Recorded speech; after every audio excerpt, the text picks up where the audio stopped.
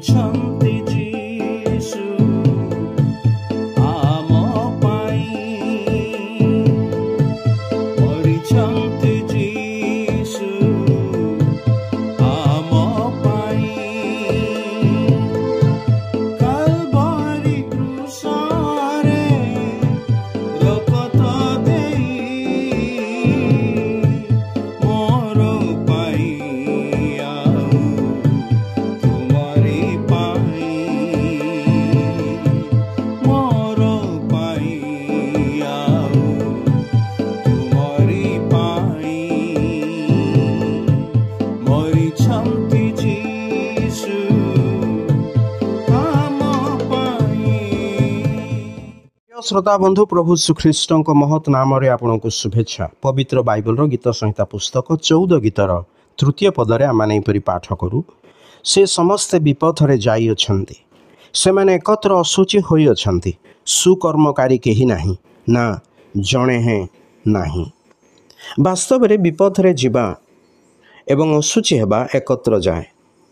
ସାଧାରଣ ଭାବେ ମନୁଷ୍ୟର ଆଚରଣ, ଚରିତ୍ର, ସ୍ୱଭାବ ଏହିପରି ପତିତ ହୋଇଅଛି ଯେ କୁହାଯାଏ ସେ ବିନଷ୍ଟ ହୋଇଅଛି। ଈଶ୍ୱରଙ୍କର ଆଜ୍ଞାନୁସାରେ ମୂଷା ସିନାଇ ପର୍ବତ ଆରୋହଣ କଲେ, ପୁଣି 40 ଦିବାରାତ୍ର ଈଶ୍ୱରଙ୍କ ସହିତ ରହିଲେ।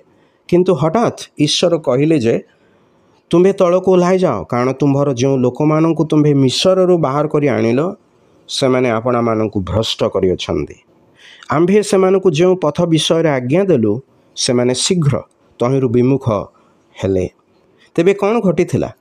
ମିଶ୍ରର ଦାସତ୍ୱରୁ ଯେଉଁ ଜୀବିତ ଈଶ୍ୱର ଆପଣା ଶକ୍ତିରେ ଇସ୍ରାଏଲୀୟ ଲୋକମାନଙ୍କୁ ବାହାର କରି ଆଣିଥିଲେ, ସେମାନେ ସେହି ଜୀବିତ ଈଶ୍ୱରଙ୍କୁ ପାଶୋରି ଗଲେ। ପୁଣି ସେମାନେ ଗୋଟିଏ ସୁନାର ବାଛୁରୀ ନିର୍ମାଣ କରି ତାହାର ପୂଜା ଅର୍ଚ୍ଚନା କରି ବଳି ଚଢ଼ାଇଲେ। ଈଶ୍ୱରଙ୍କ ପ୍ରତି ଏକନିଷ୍ଠ ଭାବେ ବିଶ୍ୱାସ ନ ରଖି ସେମାନେ ଏହିପରି ଜିଦ୍ କଲେ ଯେ ଏକ ଦୃଶ୍ୟମାନ ଈଶ୍ୱର ସେମାନଙ୍କୁ ଦରକାର।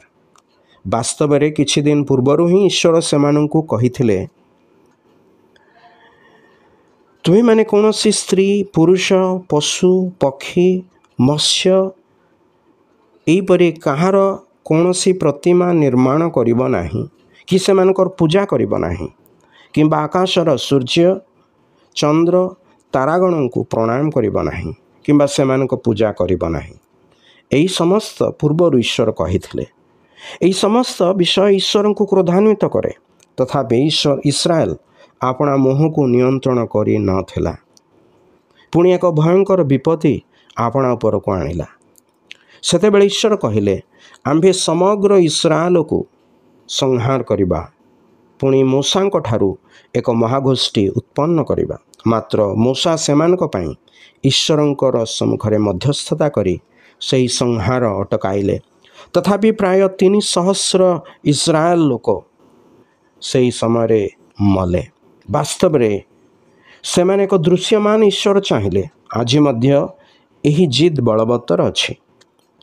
ଏହିପରି ଭାବେ ମନୁଷ୍ୟ ଈଶ୍ୱରଙ୍କ ପଥ ପରିତ୍ୟାଗ କରି ବିପଥଗାମୀ ହୋଇଅଛି ଓ ଭ୍ରଷ୍ଟ ହୋଇଅଛି।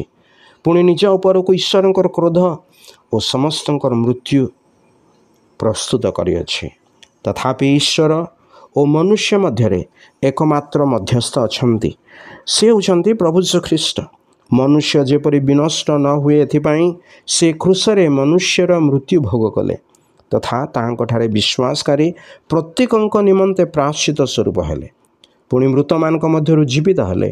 ଯେ କେହି ମୃତ୍ୟୁଞ୍ଜୟୀ ପ୍ରଭୁ ଯୀଶୁଖ୍ରୀଷ୍ଟଙ୍କଠାରେ ବିଶ୍ୱାସ କରେ ସେ ପାପ କ୍ଷମା ଓ ଅନନ୍ତ ଜୀବନ ପ୍ରାପ୍ତ ହୁଏ। ତେବେ ଆପଣ ସେହି ଜୀବନ ପାଇବାକୁ ଚାହିଁବେ ନାହିଁ କି?